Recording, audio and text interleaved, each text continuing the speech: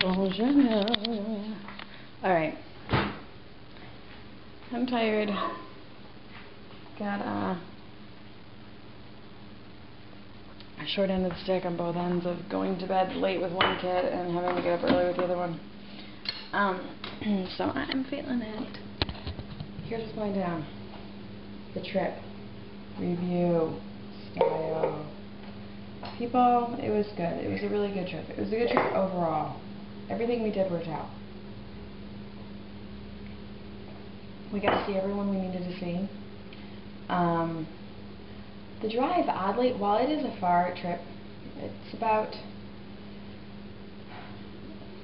10.5 hours with no stops to Philly, and then it's like really from there to my dad's is another nearly 2 hours, and from there to the city took us a little over 2 hours, and then from there to my friend's house was another hour and a half.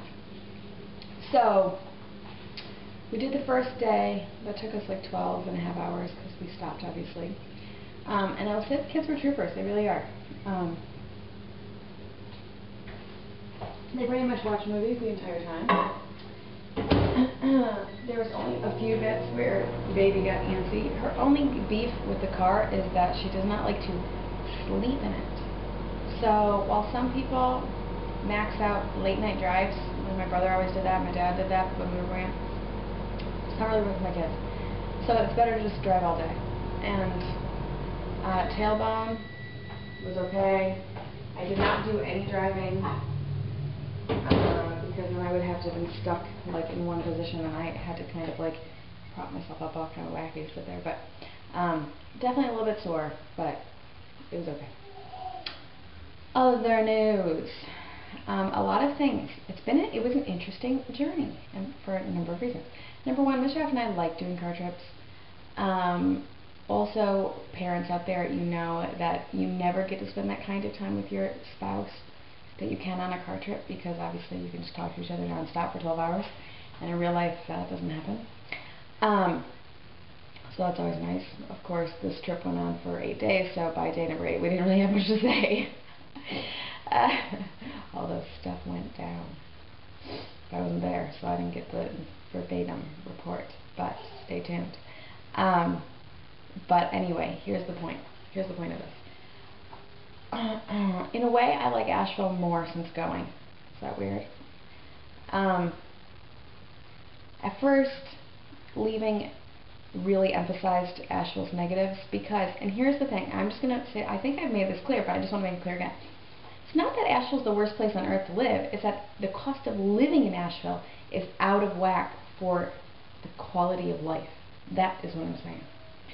So if Asheville were if the housing market was half the price, like it is everywhere else in the country right now, I'd be like, great, that's kind of what I'd expect. But because it is fairly expensive, and then if you go like to the East Coast like we did and go to other regions of the same price, I mean your jaw would hit the floor at the difference in what the places are like, you know what I'm saying? So we went into like, you know, suburbs of Philly and then up to Bucks County and to visit my dad, and let's just say, people, it's a lot nicer. I mean, like, it's just factually nicer. Now, if you go out into rural Pennsylvania, will you hit places like this? Absolutely, people, but it will be a lot cheaper. That's always been our point. When we came to Asheville, we really thought we were going to live like kings, and then we moved here, and it's more expensive than in Upper, which is an expensive town. So,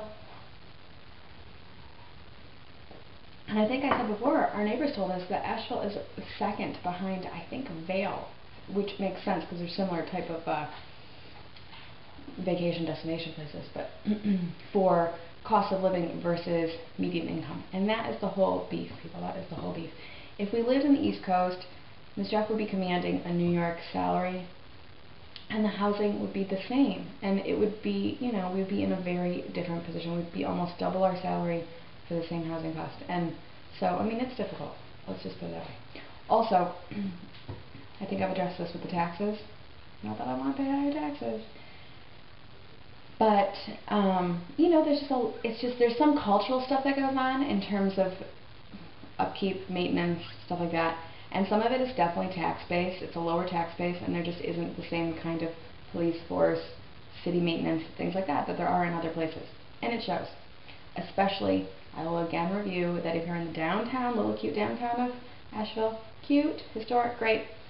Then you come out into just outside, if you get going in towards any of the other older neighborhoods, West Asheville, going north up out of the city, south, any direction really, out of the little tiny city, I mean, you will see a lot of rundown stuff, vacant stuff, abandoned stuff, tons of graffiti, tons of broken windows, things like that. I mean, I'm gonna do a documentary about it because it's surprising.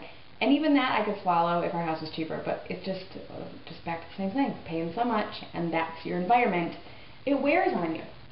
Now, since coming back, I appreciate Asheville because while we were gone in that 1 week, spring went full on, and so we're back and all the trees are flowering, and you're like, oh, this is pretty. So it's helping mask the other downsides. That's that. Other thing I appreciate about it, which was like noticeable, while everything is nicer in these other towns, and I just again, this is not a south-north thing. This is really, although there might be elements of that, I'm not going to deny it. This is really about going to towns where the housing market is the same price. Just do that, and then compare. And when we went up into Bucks County,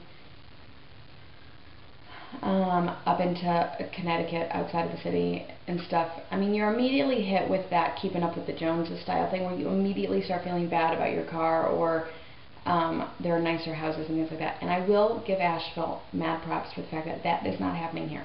Whatever the cultural thing that goes on here, and a lot of it is like, ooh, we're, hippies, we're cool, like, we're too cool to care about material stuff. That is the, the thing, that is the MO of people. So, because of that, you have the houses that don't look quite nice, or things that aren't maintained, or everyone's driving a junker. The upside to that is, like, if I go to kids' school, she goes to a private school, which we can barely afford, you would not know the wealthy parents from the parents who can barely afford to go there, because everyone is driving a junker. And all the kids are wearing crazy hodgepodge hand-me-down clothes. It's the culture of Asheville to be like anti-materialistic. Unless you go into some of these, there are a few pockets of crazy wealth, let's face it. But even that, it's not the same as in other areas that are just as expensive.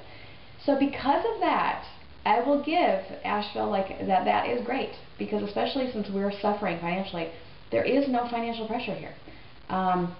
If Mr. F had to give up his Volvo for this falling apart junker in other places, I think he would have had a harder time doing that and feel badly about himself. But because it's almost reverse status symbol here, to drive a weird junker, it worked out fine. So, and that was really noticeable when we were in the East. Back into that, where you really were like, yeah, you know what? There is no stress in regards to that. You can wear whatever you want to wear. I mean, like, in a way, it's exactly what I don't like about Asheville, because I can be feeling downtrodden. It just helps to, I guess, I can feel kind of depressed or like downtrodden, or because it feels depressed, you know what I mean? But at the same time, that is the culture of Asheville, and it's kind of nice versus moving someplace where, while everything would be beautiful and in a way that's uplifting, at the same time there's an immense amount of financial and personal pressure that goes with living in those areas. So in a way, I wouldn't trade it. It's kind of weird. It's kind of made me see the good side. I don't think we're going to stay here indefinitely, but there's that. Number one, hold on, there's one.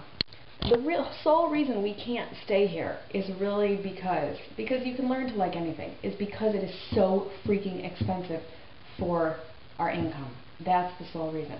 I mean, that's the whole problem. It's really, I mean, you can get used to everything else. I am surprised by the other things, but that's really what it comes down to. So in a way, I've come back with a renewed feeling of like, oh, I can appreciate that about this. I do think while I don't agree with a lot of people that this is the greatest place to raise kids just because of the lack of services and opportunities versus other places, I mean, I think of a lot of people who say those kind of things, it's because they've come from other places in this region to here, and it's a bigger city. I mean, I can't quite figure it out. But I will say, in terms of financial pressure, it is a good place to raise kids. So there's that. All right, check.